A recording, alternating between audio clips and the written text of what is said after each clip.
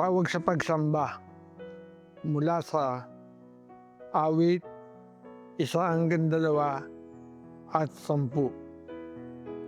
Dinggin mo, O Yahweh, ang aking dalangin, tapat ka at matuwid, kaya ako'y dinggin.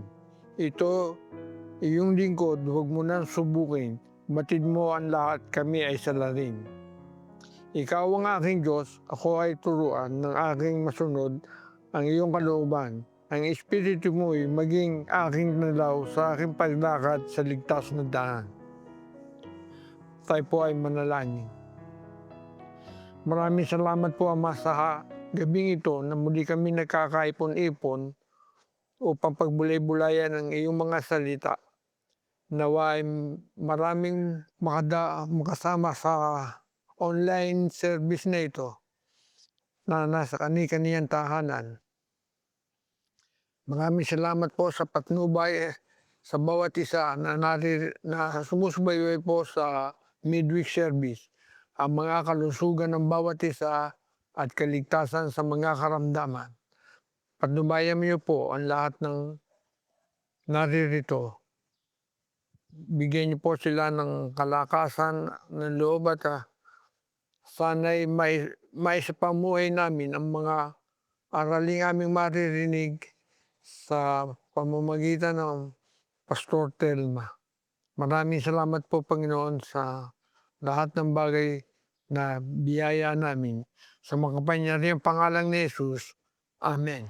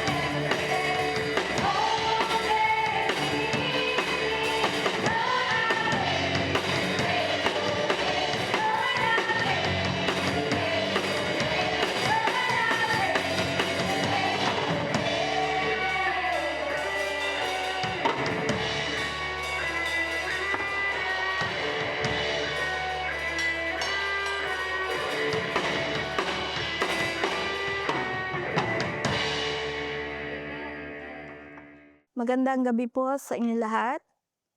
Ang ating pong pagbubulay-bulayin ay manggagaling po sa sulat ni Pablo sa mga Romano, Kabanata 8, talata 26 hanggang 27. Ito po ang sinasabi. Gayon din naman, tinutulungan tayo ng Espiritu sa ating kahinaan. Hindi tayo marunong manalangin ng wasto, kaya't ang Espiritu ang lumuluhog para sa atin, sa paraang di magagawa ng pananalita. At nauunawaan ng Diyos na nakasasaliksik sa puso ng tao ang ibig sabihin ng Espiritu, sapagkat ang Espiritu'y lumuluhog para sa mga banal ayon sa kalooban ng Diyos. Tayo po ay sandaling manalangin. Dakilang Diyos na makapangyarihan sa lahat, maraming salamat dahil Ikaw ang Diyos na tunay na nakakakilala sa bawat isa sa atin, sa amin, po Panginoon, at batid mo Panginoon ang mga nasa puso't isipan namin. Bago pa kami lumapit sa iyo, ay Lord, alam mo na yung nais naming sambitin at idulog sa iyo sa panalangin.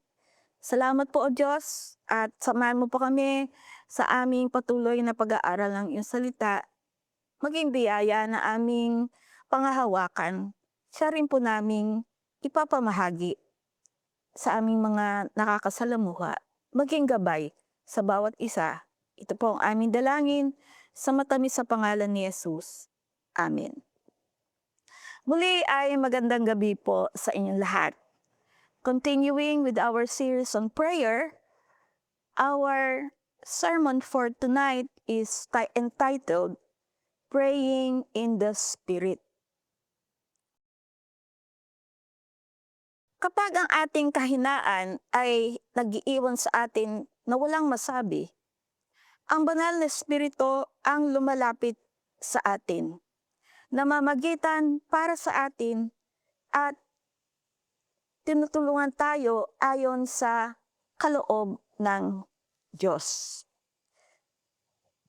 Ayon sa Wesleyan theology or emphasis, ang banal na Espiritu ay hindi lamang katuwang sa panalangin. Siya rin ang nagpapabanal at nagbibigay lakas sa atin. Hinuhubog ang ating mga hangarin tungo sa banal na pag-ibig at tapat na pagsunod. Kaya nga sa ating scripture reading, sinasabi dito, gayon din naman tinutulungan tayo ng Espiritu sa ating kahinaan.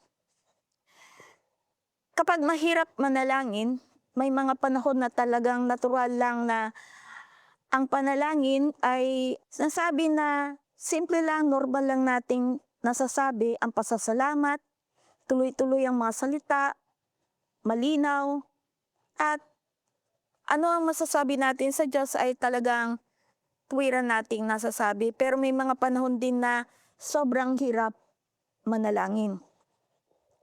For example, may dumating na medical result, hindi natin alam kung ano ang ipapanalangin.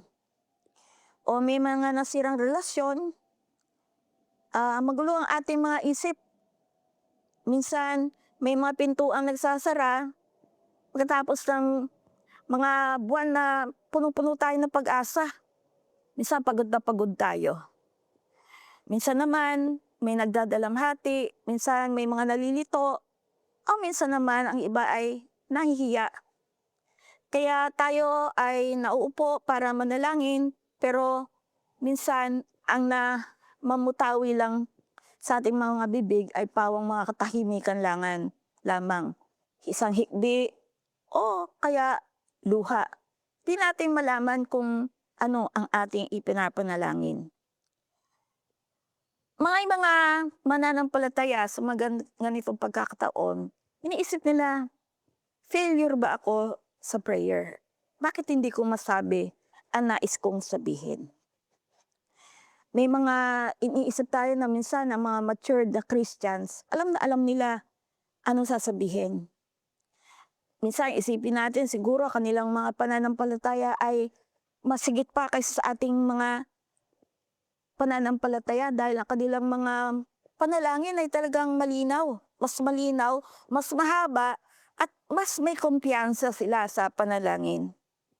Pero sinasabi sa Romans 8 ay ibang klaseng larawan.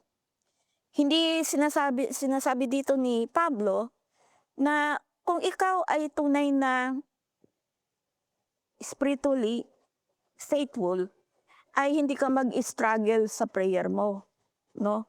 Sinasabi niya, we know not what we should pray for as we ought. Minsan, totoo, hindi natin alam kung ano ang ating ipapanalangin. Sinasama ni Pablo ang kanyang sarili dito sa hindi niya alam kung ano ang kanyang ipapanalangin. Weakness is not an unusual interruption in the Christian life. Ang kahinaan daw hindi abnormal sa Christian life. Bahagi ito ng buhay natin habang hinihintay pa natin ang ganap na pagtubos. But what is the good news? Ang good news, hindi perpektong panalangin ang kailangan, kundi ang tulong ng banal na Espiritu. The Holy Spirit helps weak Christians how to pray. Sa Romans 8:26-27 sinasabi, may tatlong katotohanan na itinuturo. Una, sinasalubong tayo ng Espiritu sa ating kahinaan. Pangalawa, ay ang banal na Espiritu ang siya nagsasalita kapag nawawalan na tayo o nauubusan na tayo ng mga salita. Ang pangatlo, ang banal na Espiritu ang siyang humuhubog sa atin ayon sa kalooban ng Diyos. Kaya atin pong himayin yung mga tatlong katotohanan ito. Una, the Spirit meets us in our weakness, or sinasalubong tayo ng Espiritu sa ating kahinaan. Sinasabi, tinutulungan tayo ng Espiritu. Ang sabi ni Pablo, ano ba yung kahinaan na sinasabi dito? Or in English, what are these infirmities? Ang kahinaan dito ay hindi lamang physical, kundi lahat ng limitasyon natin bilang tao. Alam natin na mahal tayo ng Diyos, pero hindi natin laging naiintindihan ang ginagawa niya. Pero pansinin ninyo, hindi tayo pinapabayaan ng Diyos, tinutulungan tayo. Ang kondisyon ng mananampalataya na umiibig sa Diyos, no? Minsan hindi nakikita yung mga bagay-bagay ng malinaw. Oo nga, tinubos tayo, pero naghihintay pa rin tayo. Meron tayong pag-asa, pero dumadaing tayo. Alam natin na ang Diyos ay tapat, pero hindi natin minsan alam kung ano ang nais ng Diyos at ano ang ginagawa niya. We do not always know what God is doing. Pansinin natin na ang Espiritu ang siyang tumutulong sa atin.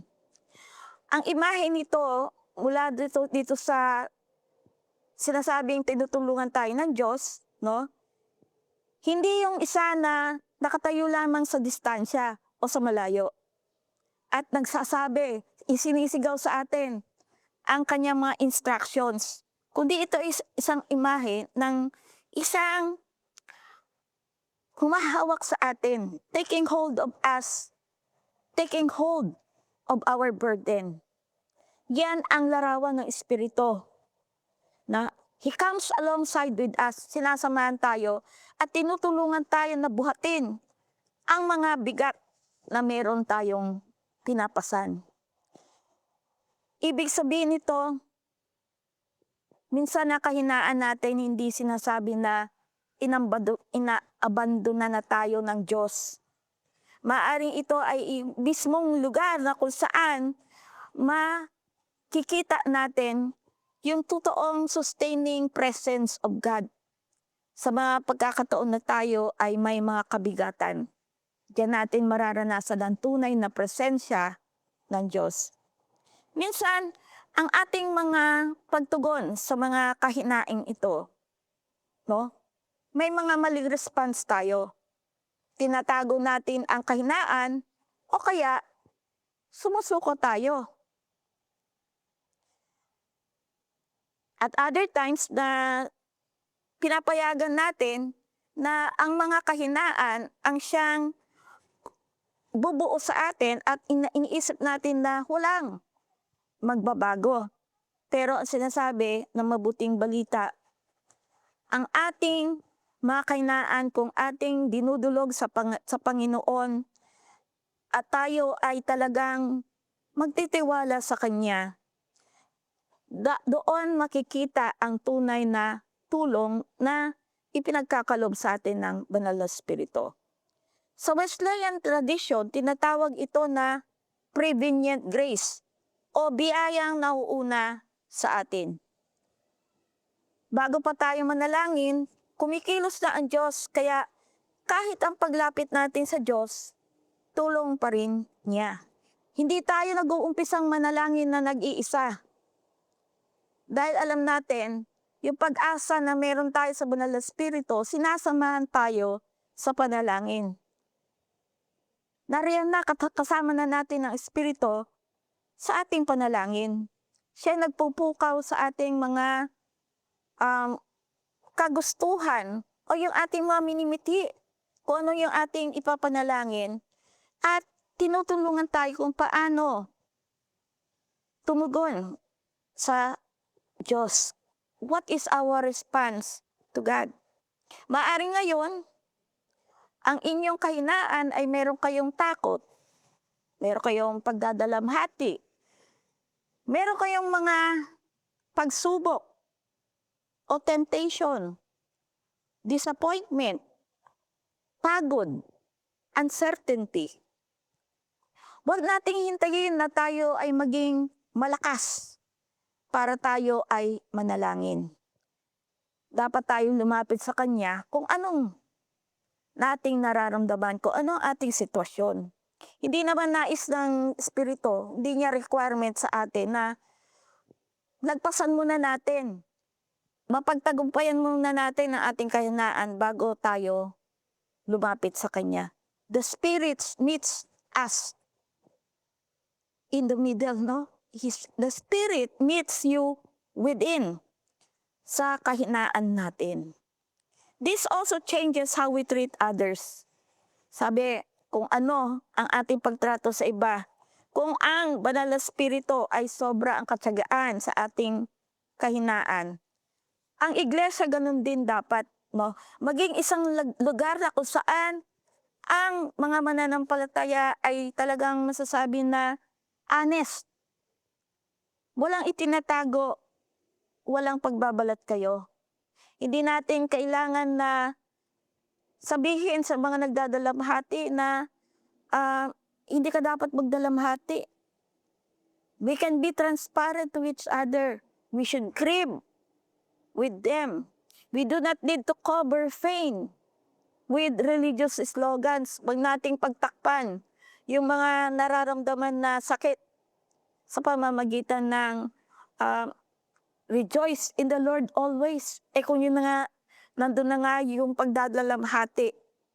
Sometimes, the most faithful ministry is to sit beside someone. Maupo lang tayo sa tabi ng taong nagdadalamhati. Nandoon yung mararamdaman niya na nakikiisa tayo sa kanyang damdamin. O maaaring hindi nagdadalamhati.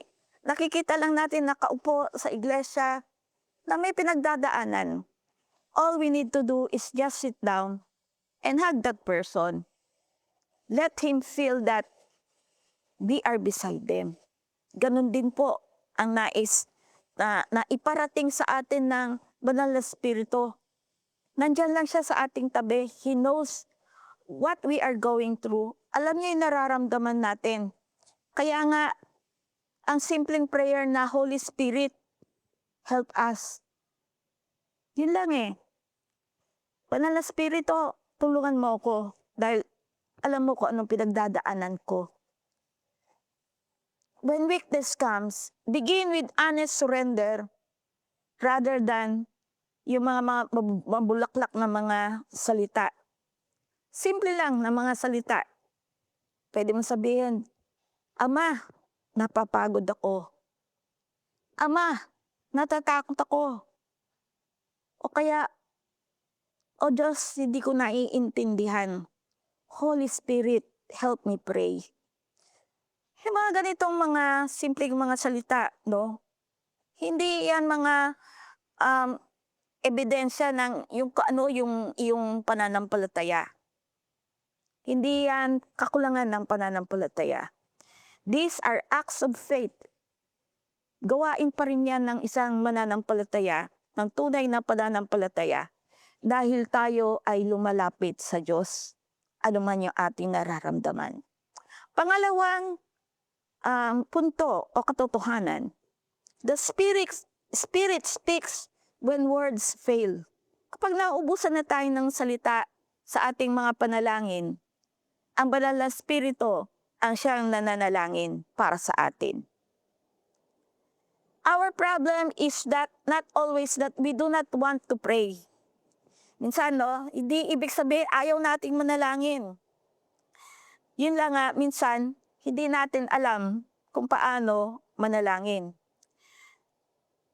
Minsan, tinatanong natin, ano ba dapat ang aking ipag-pray, O Diyos? Kailangan bang pagbuksan mo ako ng pintuan o kailangan isara? May isasara na pintuan. Kailangan bang, minsan nalilito tayo, kailangan ba natin ng madaliang na pagtulong sa atin o rescue? O kailangan lang na magkaroon tayo ng mas mahaba pang pasensya at mas maigting pa na kalakasan para ating malampasan ang mga pagsubok. Minsan ang ating panalangin, kailangan ba talagang susulong ako? Should I press forward? O kailangan lang I let go? Let go. Minsan nakikita lang natin mga maliliit lang na mga parte ng sitwasyon dahil limitado lang ang ating mga kaalaman. Minsan ang ating mga motibo ay hindi rin malinaw. Pero sinasabi ni Pablo sa Romans 8, ang banal na Espiritu ay namamagitan para sa atin. Namamagitan para idulog ang ating mga panalangin. Dito sa passage na to, sinasabi, prayer is not merely our effort to reach heaven. God is already at work within us. Kumikilos na ang Diyos sa ating mga buhay. Ang banal na Espiritu, minsan na pinapasan niya yung ating mga pinakamalalim na mga hibik o hikbi o cries ng ating mga puso. Inaayon niya, inaalign niya doon sa perfect knowledge and love of God. Ang groaning o daing, minsan ito ay buntong hininga, luha, katahimikan. At naiintindihan tayo, naiintindihan iyon ng Diyos. Hindi nakabase ang sagot ng Diyos sa ganda ng ating mga salita, kundi sa katotohanan ng puso. Parang bata na nasasaktan. Hindi makapagpaliwanag pero naiintindihan ng magulang. Ganon din ang Diyos sa atin. Hindi nga ba? Minsan, lalapit lang tayo sa ating mga magulang. Lilin lang tayo sa kanyang breast, no? O kaya sa shoulder niya. Naiintindihan na ng magulang, you are undergoing some struggles. Minsan, kahit hindi ka magsalita, nararamdaman iyon ng magulang. At naroon yung yakap, naroon ang kalinga ng Diyos. Ganun din po para sa ating mga mananampalataya. Kaya, God knows the prayer beneath our quiet prayers. Hindi naman pwedeng sabihin na, Lord, ayusin mo po yung sitwasyon. Pero hindi mo masabi ito dahil nandoon yung talagang naluluha ka. Huwag mo akong iwanan. Pwede mo ni sabihin na, teach me to trust you. Maaaring may mga walang salitang mga namumutawi sa ating mga bibig. Pero alam ng banal na espiritu yung bigat na ating pasan at dinadala niya iyon sa ating Ama. Kaya patuloy lang tayo na magkaroon ng kumpiyansa sa Diyos dahil alam niya ang pinagdadaanan natin. Ganun pa rin, lagi tayong magbabasa ng kanyang banal na salita. Ganun pa rin, sasabihin natin ang ating mga request, kahilingan. We confess our sins, we give thanks, and nandun yung mamamagitan din tayo sa ibang tao. Ginagawa natin ito, mga bagay nito, na walang walang pretension, no? But that lahat ng mga bagay ay ginagawa natin ng may honesty before God. A simple practice of wordless prayer. Mga simpleng paraan ng tahimik na panalangin. Kapag wala kang masabi, manahimik at alalahanin ang presensya ng Diyos. Damhin na ang Diyos ay nasa atin, nasa kapaligiran natin, naroon ang presensya ng Diyos. Huminga ng malalim. Espiritu Santo, tulungan mo ako. Pangatlo, iharap sa Diyos ang sitwasyon. Pang-apat, tanggapin ang anumang paalala mula sa salita. Sometimes, the scripture convicts us. O kailangan merong sinasabi sa atin ng banal na espiritu na kailangan sumunod ka. Kailangan tanggapin mo ng may pagpapakumbaba. Ano man yung mga pagsubok na pinagdadaanan mo. It is a test for us and it's a molding of our character according to what God wants us to be. And according doon sa tinuturo sa atin ng banal na kasulatan. At panghuli, sinabi, magtapos tayo sa panalangin, Ama, mangyari ang kalooban mo. Ang katahimikan na isinusuko sa Diyos ay hindi yung walang substance, walang laman, kundi ito ay pinupuno ng Espiritu. Whatever we are lacking in prayer, the Spirit fills it. Siya ang nagpupuno sa mga kakulangan ng ating mga salita. Pangatlo, the Spirit shapes us according to God's will. Hinubog tayo ng Espiritu ayon sa kalooban ng Diyos.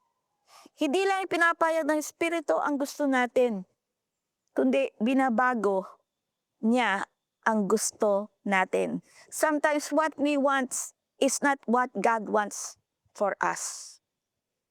It is the Holy Spirit who convicts us, who tells us, makes clear to us that this is what God wants for us. Not what we want, but what God wants for us. Inaalay ng banal na Espiritu ang ating mga kahilingan ayon sa kalooban ng Diyos. Ito yung parte ng panalangin na kung saan tayo ay patuloy na hinuhubog ng Diyos. Ito yung tinatawag sa Wesleyan na sanctifying grace o sanctification. Hindi lang tayo pinatawad, which is the justifying grace, kundi binabago tayo upang maging katulad ni Kristo. Sometimes, our wishes, our desires, again, are not aligned with what God wants us to do or what God wants us to be. And it is us for us to seek, Lord, what do you want us to do? What do you want us to be? Sa panalangin, hindi lang natin binibigay yung listahan natin. Hinahayaan natin ng Diyos na baguhin ang puso natin. Halimbawa, Lord, patunayan mo na tama ako. Lord, gawin mo akong mapagpakumbaba. Tanggalin mo. Hindi yung tanggalin mo yung mahirap na tao, kundi turuan mo akong mahalin yung taong ito. Hindi yung sasabihin mo, Lord, ayoko siyang makita. Pero pag nakita mo siya, Lord, turuan mo ko na mahalin siya. Turuan mo ako na patawarin siya. Hindi ka mananalangin na gawin komportable ang buhay ko, kundi gamitin mo ko para sa iyong kaluwalhatian. Sometimes, we have to sacrifice. Hindi lahat ng buhay ng Kristiyano komportable. Especially, kapag ikaw ay naglilingkod sa Diyos, you have to sacrifice a lot of things. It is not a comfortable life, sinasabi. Ito ang dapat na panalangin, tunay na panalangin. Hindi agad nagbabago ang sitwasyon, pero nagbabago ang tao. The situation that we are in may not right away be changed, but we ask for the Lord to change our hearts. Change our character, change our minds according to what He wants, according to the leading of the Holy Spirit. Ito yung sanctifying prayer na tinatawag. Yung mga panalangin na nagpapabago. Kaya ano ang aplikasyon meron tayo? Pagkatapos natin humiling sa Diyos, tayo ay sandaling mag-isip, magbulay-bulay at tanungin, Banal na Espiritu, ano yung hinuhubog mo sa akin sa mga ganitong sitwasyon? Meron ba akong mga kahilingan na kailangan i-filter, Parang nililinis. Parang idadaan sa purification yung ating mga prayer. O meron ba akong mga dapat na sundin na iyong ipinag-uutos? O meron ba akong kailangan na mahalin o patawarin? Ano ang aking pananampalataya sa harapan mo, sa paningin mo, sa araw na ito? Kailangan maging sensitibo tayo spiritually, Na kung saan yung spiritual sensitivity ay nangyayari sa patuloy nating paulit-ulit na pagsuko ng ating mga sarili. Kaya kapag tayo sa ating pagbubulay-bulay na salita ng Diyos, as we listen to the scripture, pag tayo ay tumutugon sa biyaya ng Diyos at tayo ay sumusunod sa inuutos sa atin ng Diyos, yung puso natin ay mas magiging sensitibo at mas makapapakinggan natin ang nais ng banal na Espiritu. Isang larawan. Isipin mo ang isang tao mag-isa sa gabi. May bayarin, may problema sa pamilya, takot sa bukas o kinabukasan. Sinubukan niyang manalangin, pero Jesus lang ang nasabi niya. Mukhang walang nangyari. Pero sinasabi sa Romans 8, hindi siya nag-iisa. Kumikilos ang Espiritu, narinig ng Ama. Namagitan ng Espiritu, at yan ay ayon sa kalooban ng Diyos. Sabi, hindi iyon failure, ito ay tunay na panalangin. Even the mere mentioning of Jesus' name. In conclusion, you do not pray alone. Hindi ka nag-iisang nananalangin. Dahil nariyan ang banal na Espiritu. He meets us in our weakness. Siya yung nagpro-provide ng mga words na hindi natin masabi. He groans for us. Ang pangatlo, hinuhubog niya tayo ayon sa kalooban ng Diyos. He shapes us according to His will. Kaya tayo po sa panalangin. Ama, salamat po. Dahil kahit hindi pa kami lumlalapit sa iyo, hindi kami nag-iisa. Alam mo, O Diyos, ang lahat ng dinadala namin, kahit hindi pa namin ito sinasabi. Patawarin mo po kami kapag umaasa kami sa sarili naming lakas. Banal na Espiritu, tulungan mo kami sa aming kahinaan. Linisin mo ang aming puso. Ayusin mo ang aming mga hangarin at iayon mo ang aming panalangin sa kalooban ng Diyos. Gawin mo kaming banal. Banal sa pag-ibig. Bigyan mo kami ng lakas na sumunod, magtiis, at matutong na manalangin ayon sa iyong kalooban. Maraming salamat sa banal na Espiritu na alam po namin sa mga kahinaan, sa mga pagkakataong hindi kami makapagsalita. Nariyan ang banal na Espiritu. Ito po ang aming mga dalangin na maipasasalamat sa matamis sa pangalan ni Jesus. Amen. Amen.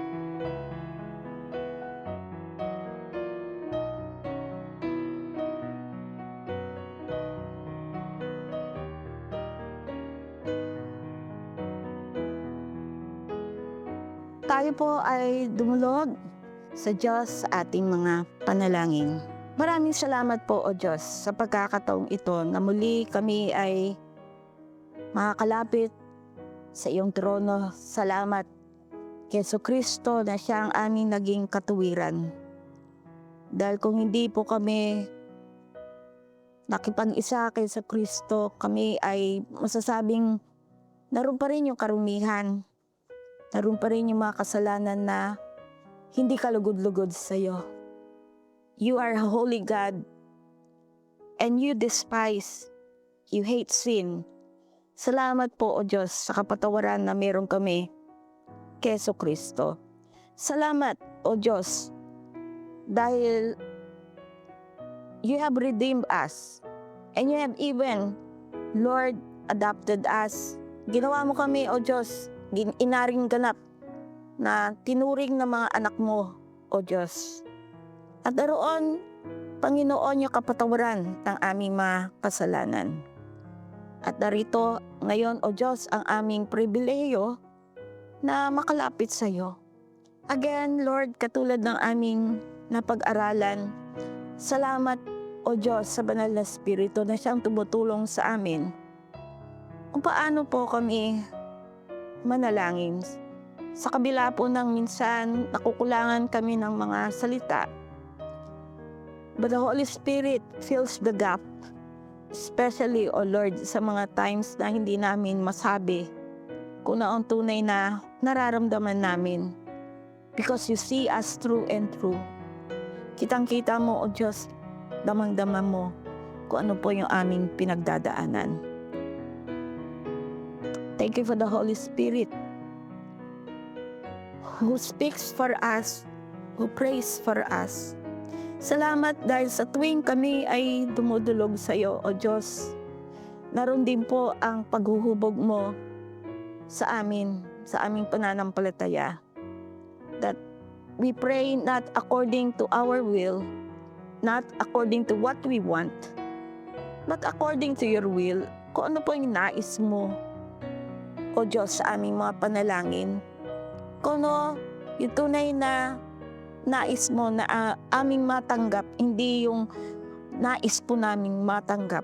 Because you know what is best, O Lord, for us. Lagi, O Diyos, pinakamainam ang pinagkakaloob mo sa amin. All we have to do is just to trust in you.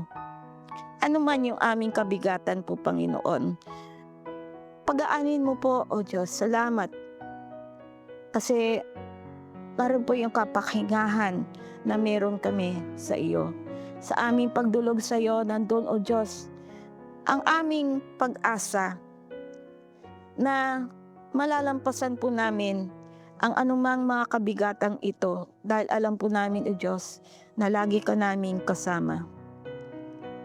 We pray, O Lord, for so many things dahil yan po ang nais mo na hindi lamang mga pangsariling mga kahilingan, kundi kahilingan din po sa iba't ibang bagay, katulad po, O Diyos, ng panalangin para sa aming bansa.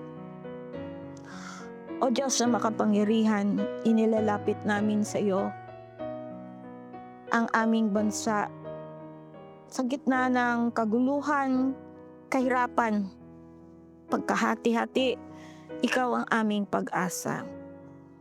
Panginoon, maawa ka sa aming bansa. Gabayan mo po ang Pilipinas. Bigyan mo po ng karunungan ang aming mga pinuno sa pamahalaan, sa barangay, sa bawat institusyon. Banal na Espiritu, ikaw po ang kumilos sa aming bansa. Ituwid mo po ang mali at itaas ang tama. Tulungan mo kaming maging responsableng mamamayan. May malasakit, may pananampalataya, at may pagkakaisa. Panginoon, gawin mo kaming instrumento ng iyong kapayapaan. Kung meron mang kaguluhan, O Diyos, naroon po palagi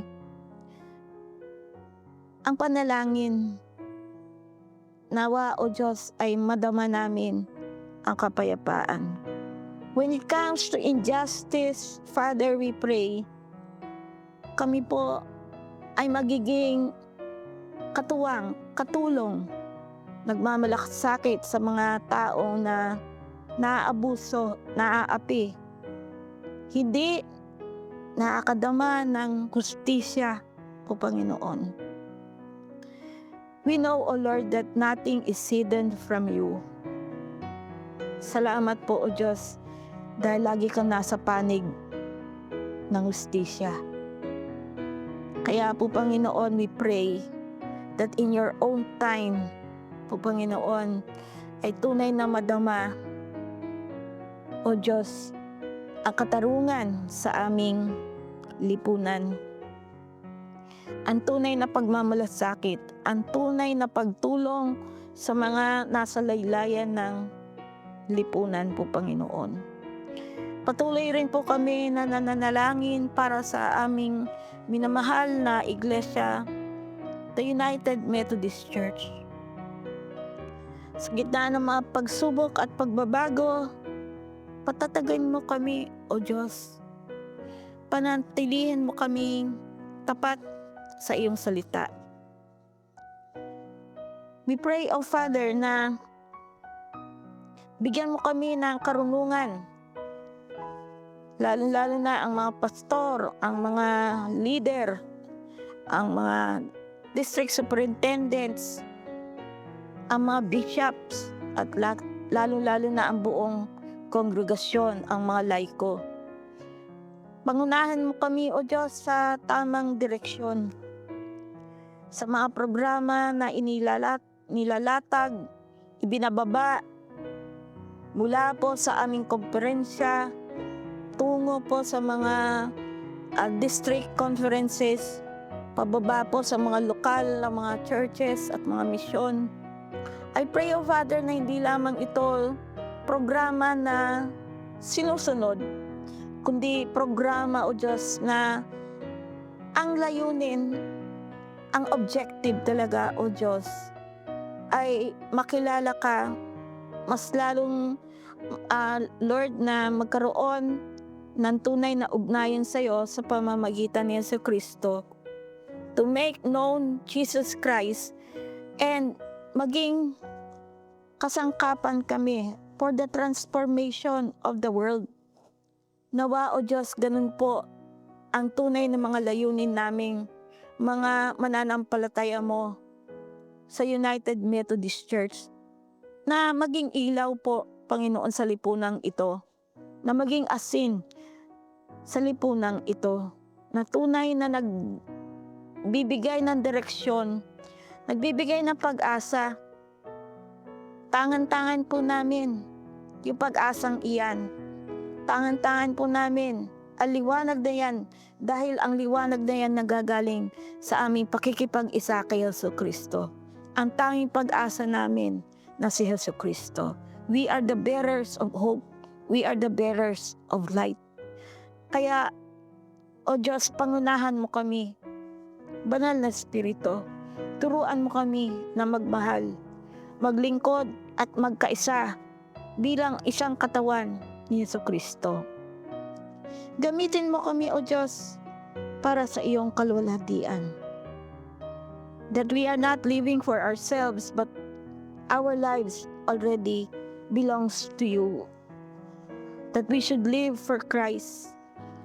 Na kung saan, O Diyos, sa aming patuloy na lakbayin sa mundong ito, kami ang ambassadors ni Jesucristo. Kami, O Diyos, yung representative mo sa mundong ito. Kaya nawa, O Diyos, ay tunay na nakikita sa bawat mananampalataya ang tunay na pagbabago, tunay na pananampalataya na siyang maghahatid sa iba sa mabuting balita ng kaligtasan at pag-asa, kalawalhatian, at buhay na walang hanggan na mayroon sa pakikipag-isa kay Jesucristo. Pinapanalangin po rin namin ang mga may sakit.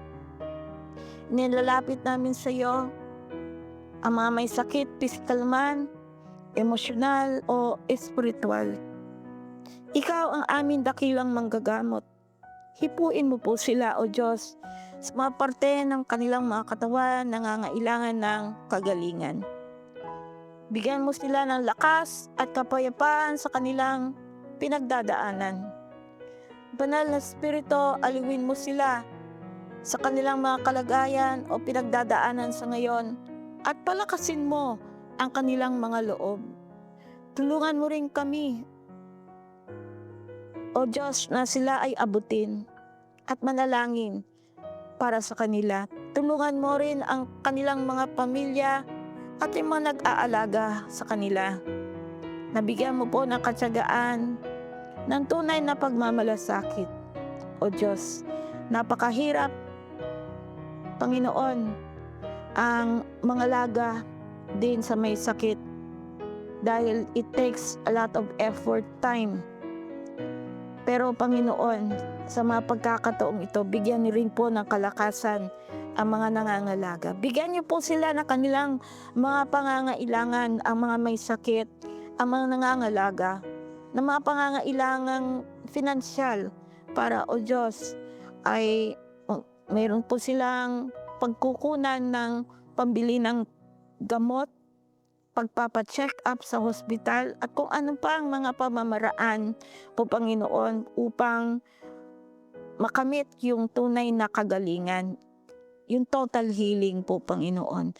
Gamitin mo po ang mga doktor na siyang binigyan niyo rin po ng karunungan, Panginoon, para makatulong po sa total healing ng mga may sakit po, Panginoon. We continue, O Lord, to pray for our sick brethren. Nakikilala mo po ang bawat isa sa kanila. Maraming salamat po, O Diyos, sa patuloy po, Panginoon, na pagsubaybay sa kanilang kagalingan po, Panginoon. Salamat sa mga provisions na ipinagkakaloob mo po sa kanila. Pinapanalangin po rin namin ang mga pamilya ng mga bawat kaanib po ng aming iglesia. Ikaw ang sentro, O Diyos, ng aming tahanan. Pagpalain mo ang aming mga pamilya, patatagin mo ang relasyon ng mga mag-asawa, gabayan mo ang mga magulang at ingatan ang mga anak. Ibigyan niyo po, Panginoon, ng wisdom na nanggagaling sa iyo ang bawat mga magulang na siya naggagabay sa mga kanilang mga anak. Ingatan mo rin po ang mga youth na naharap sa maraming mga tukso sa lipunan.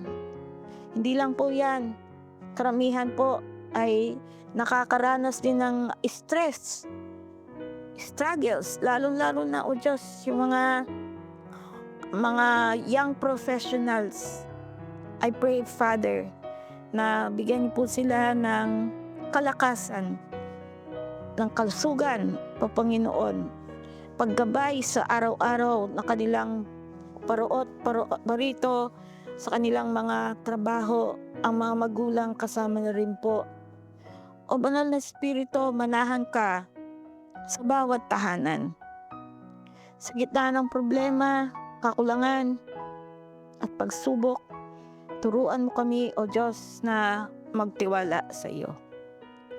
Gawin mong lugar ng pagmamahal at pananampalataya ang aming mga tahanan.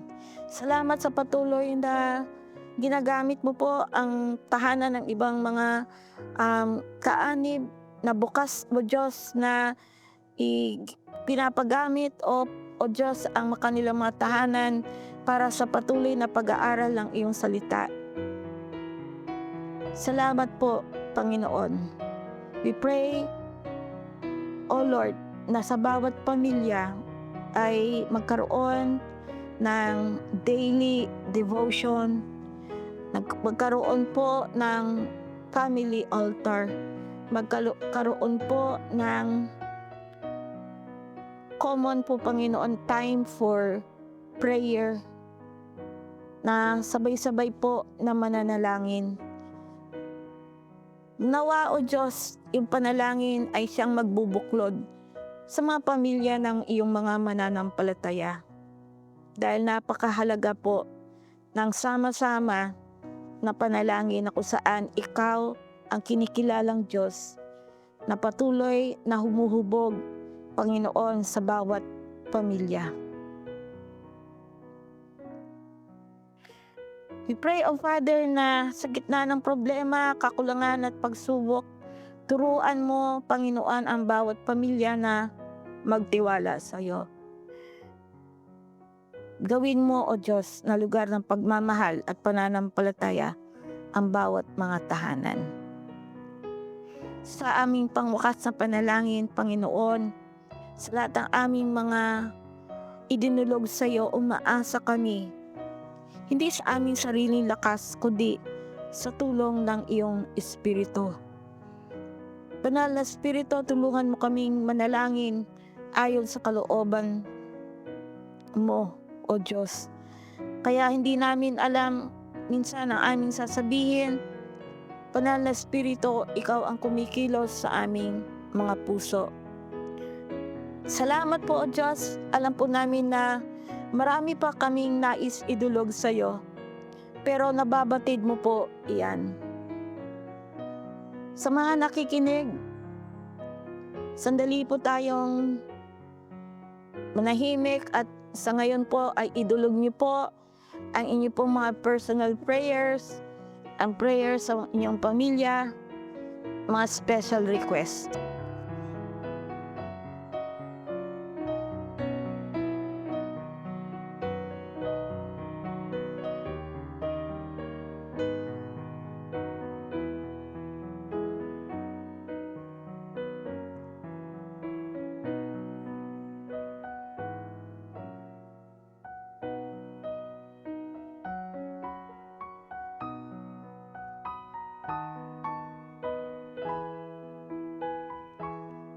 Muli, O Diyos, tinataas namin ang lahat pong mga panalangin ito. Salamat po, O Diyos, dahil mas batid mo, Panginoon, ang pinakainam na kasagutan sa aming mga panalangin. Narinig mo po, O Diyos, yung iba na tahimik lang ang kanilang mga panalangin. But in their silence, O Lord, the Holy Spirit intercedes for them. Maraming salamat po, O Diyos. Ngayon, taas natin ating mga kamay at ating tanggapin ang patuloy na pagmamahal ng Diyos Ama. Ang biyaya ng kaligtasan, kapatawaran na nanggagaling sa bugtong na anak na si Jesucristo. Ang kaaliwan at kapangyarihan ng biyaya na nanggagaling sa banal na Espiritu ang siyang mapasa atin ngayon at pagpasawalang hanggan. Amen.